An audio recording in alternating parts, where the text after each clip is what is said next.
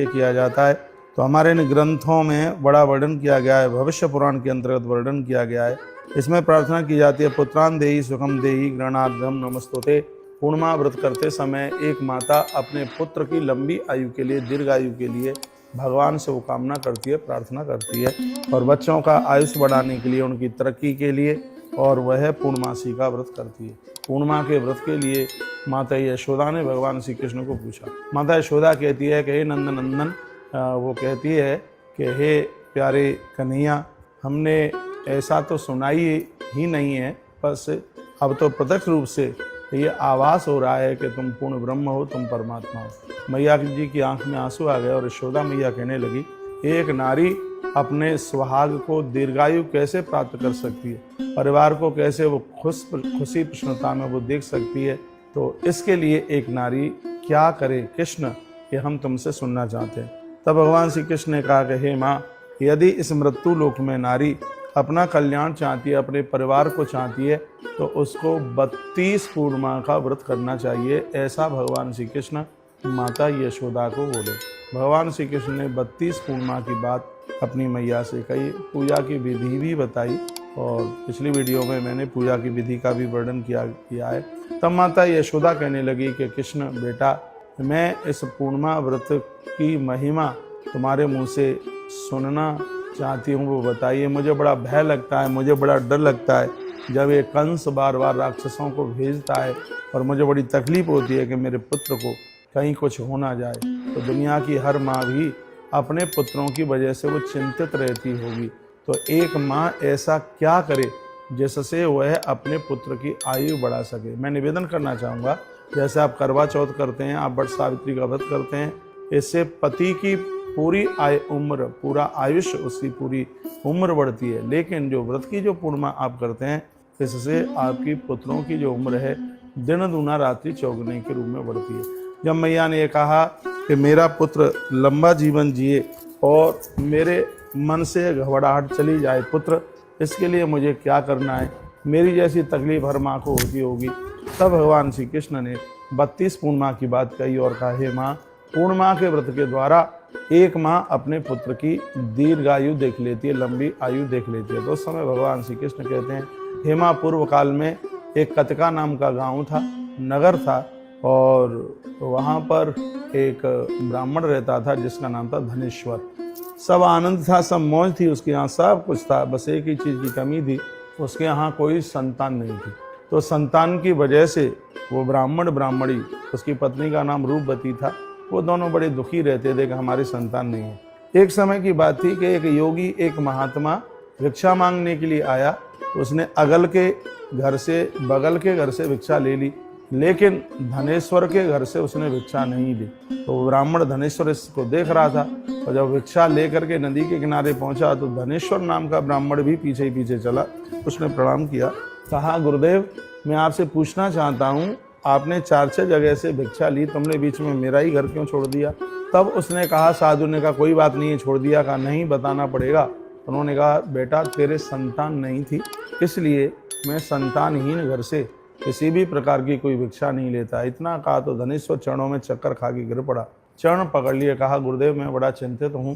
तो इसका मतलब है कि पितर मेरे हाथ का जल ग्रहण नहीं करेंगे, आपसे मेरी प्रार्थना है, ऐसा कोई उपाय बताइए जिससे मेरे घर में एक संतान का जन्म हो जाए। तो उस समय उस महात्मा ने कहा, कृष्ण भगवान माता यशोदा को सुना रहे हैं, कहते हैं, हे माँ, उस ब्राह्मण ने जो कहा, साधु ने जो कहा, वही मैं तुझे सुना रहा। उसने यह कहा था कि यदि तुम्हारी पत्नी व्रत करने का यह संकल्प ले ले तो संतान हो जाएगी, लेकिन याद रखना 16वें वर्ष में संतान की मृत्यु हो जाएगी।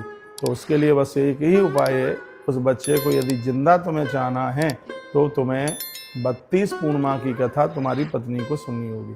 कल सुबह इसी जगह पर एक आम का वृक्ष तैयार होगा, जहाँ इसी जगह पर मैं बैठा हूँ, कल सुबह इसी जगह पर उस महात्मा ने कहा कि इस स्थान पर एक आम का वृक्ष पैदा होगा, और उस पेड़ के ऊपर सिर्फ एक ही आम होगा, और उस फल को अपनी पत्नी को खिला देना, जिससे वह गर्भिणी हो जाएगी। ये कहानी चुटकुले नहीं है, ये बहुत बड़ी बात है हमारी भारतीय सनातन संस्कृति में। मैं वैसे भी कहता हूँ कि नारी बच्चे को जन्म देने से पहले जितना फल खाएगी और तली हुई चीज़ों का परहेज करेगी, उसका बच्चा उतना ही गुणवान होगा।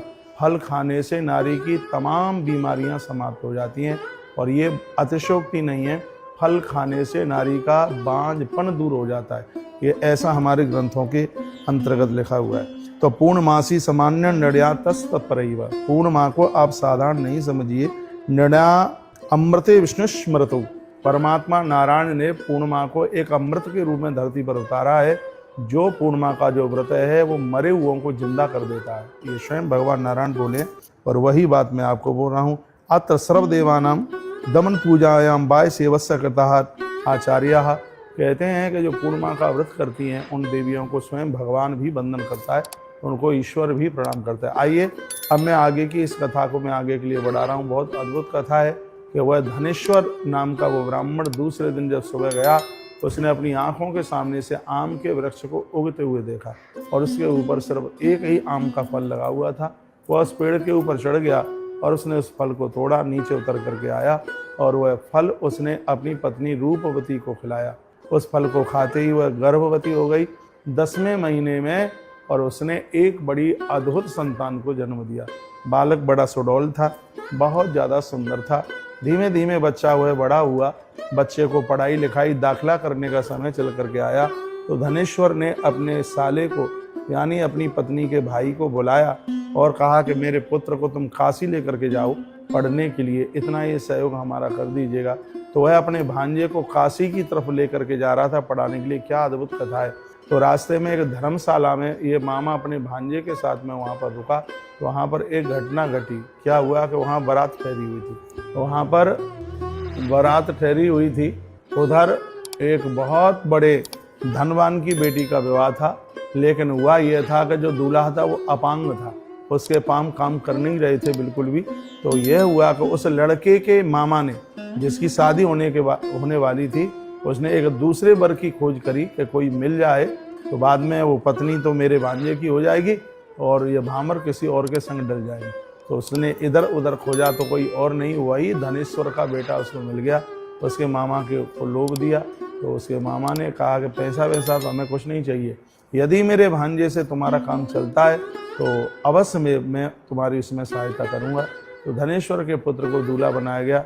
रात को 7 भामरें पड़ी, और उसके तत्पश्चात चलते समय उस पत्नी के साथ में जो भामर पड़ी थी, तो उसके साथ धनेश्वर के उस पुत्र ने कहा, जो काशी पढ़ने के लिए जा रहा था, कहा देवी अपराध हुआ पुण्य हुआ मुझे नहीं पता, लेकिन ऐसा ऐसा जरूर हुआ है, और मैं अब जा रहा हूँ काशी के लिए जा रहा हूँ, मुझे लाया गया और मेरे साथ में भामर पड़ी है। ईश्वर से प्रार्थना करता हूँ तू जिसके भी साथ रहे आनंद के साथ रहे। वो रो पड़ी और उसने अपने पिता को यह बोल दिया कि मेरे साथ छल हुआ है, मेरे साथ कपट हुआ है, और जिसके संग मेरी भामर पड़ी है मैं उसके साथ ही मेरी विदाई होगी, मैं किसी और का वर्ण में नहीं कर पाऊंगी। वो तो काशी के लिए चला गया, लेकिन वह जिसके साथ विवाह हुआ था वो नारी उसके साथ नहीं गई जिसके साथ छल और कपट किया गया था।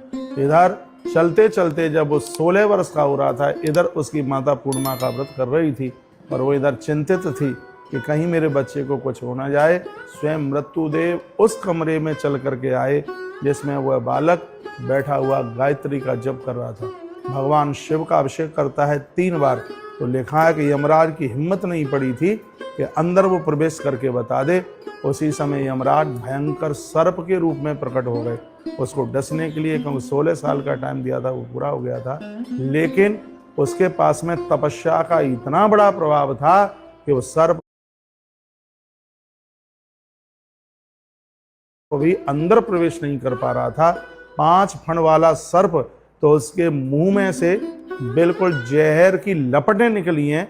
उन जहर की लपटों के द्वारा वो डस तो नहीं पाया, लेकिन उसकी जहर की लपटों के द्वारा अग्नि की तरह लपटें निकल रही थी, और उसमें जहर के प्रभाव से वो बच्चा उसी समय मौत को प्राप्त हो गया। जैसे ही बच्चा मृत्यु को प्राप्त हुआ, इधर धनेश्वर की पत्नी ने भगवान को माला चढ़ाई हुई थी, तो तत्काल वह माला टूट करके नीचे गिर पड़ी। वो ब्राह्मणी समझ गई रूपवती कि जरूर 16 साल हुए हैं और मेरे बच्चे की मृत्यु हो गई है। वो रोने लगी और भगवान के चरणों में उसने वंदन और प्रणाम किया। इधर उसकी कल 32वीं पूर्णिमा पड़ी थी, 31 उसकी पूरी हो गई थी। जैसे ही उसने 32वीं पूर्णिमा के व्रत को पूरा किया, उसी समय सामने वरुण देवता, चंद्रदेव, महामृत्युंजय देवता और भगवान नारायण ये देवता प्रकट हो गए और कहा, देवी बोल तुझे क्या चाहिए। उसने कहा कि मुझे ऐसा लगता है कि मेरा पुत्र सुरक्षित नहीं है। कहा बिल्कुल तुझे सही लगा है, तो मुझे मांग में यही बस मांगे दे दो कि सिर्फ मेरा ही बेटा नहीं, दुनिया की कोई भी माँ 32 पूर्णिमा का व्रत करे, उसकी संतान सुरक्षित रहे, हमें यह वरदान दे दीजिए। देवताओं की आंख में आंसू आ गए, फूलों की वर्षा की और उसी समय धनुष का मरा हुआ बच्चा है वो जीवित हो गया।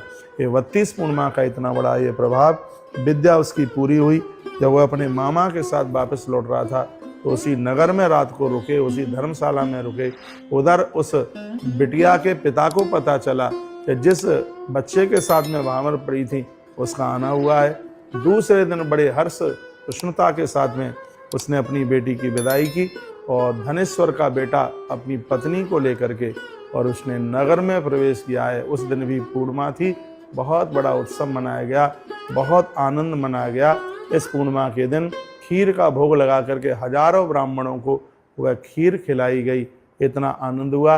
समय आने पर धनेश्वर के पुत्र के यहाँ स्वयं चंद्रमा ही एक पुत्र के रूप में आकर के प्रकट हो गए और कहते हैं कि स्वयं पूर्णमासी ही पुत्र वधू बन करके चल करके आई। और यह पूर्णिमा व्रत की अद्भुत महिमा है। जो भी बहन इस पूर्णिमा व्रत को करेंगे उनके बच्चों की बहुत लंबी आयु होगी। यह व्रत कथा बड़ी अद्भुत है। इसमें चंद्रमा का कैलेंडर, प्रतिमा, फोटो जो भी है, गौरी शंकर दोनों को सन्मुख रख करके इस कथा को सुना जाता है। इस कथा को सुनने से निश्चित रूप से बच्चों की आयु बढ़ती है। भगवान श्री कृष्ण ने यह कथा माता यशोदा को सुनाई। माता यशोदा की आंख में आंसू भर आए और उसने अपने पुत्र कन्हैया को अपने अंक में भर लिया। फिर माता यशोदा ने 32 पूर्णिमा का व्रत किया और इस पूर्णिमा के प्रभाव से भगवान कृष्ण के ऊपर जितने भी कष्ट चल करके आए उन सब की निवृत्ति हो गई। बोलिए पूर्णिमा मैया की। ये पूर्णिमा का व्रत आप भी करेंगे तो आपके जीवन में कभी किसी भी प्रकार की कमी नहीं रहेगी। वर्णन किया गया विशेषता पूर्णिमाशायाम स्नानम सर्व समृद्धजलई। याद रखिएगा कि पूर्णिमा का जो आप स्नान करते हैं इसको गर्म पानी से नहीं, ताजी पानी से ये स्नान कीजिएगा। यह भी वर्णन किया गया। तिलामलई कल्येना केसा संशोधियत्नता। इसमें केशों को धोया जाता है और तिल पानी में डाले जाते हैं। यह भी इसमें वर्णन किया गया। ज्येष्ठे मासी सते पक्षे। ज्येष्ठ मास के शुक्ल पक्ष में पूर्णिमा पड़ती है।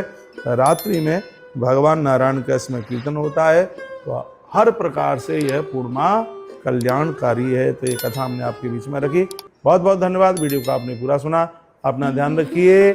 आषाढ़ का महीना आरंभ हो रहा है और आषाढ़ के महीने में आपको क्या क्या करना है, क्या क्या नहीं करना, वीडियो के माध्यम से सुनेंगे। हर हर महादेव, घर घर महादेव।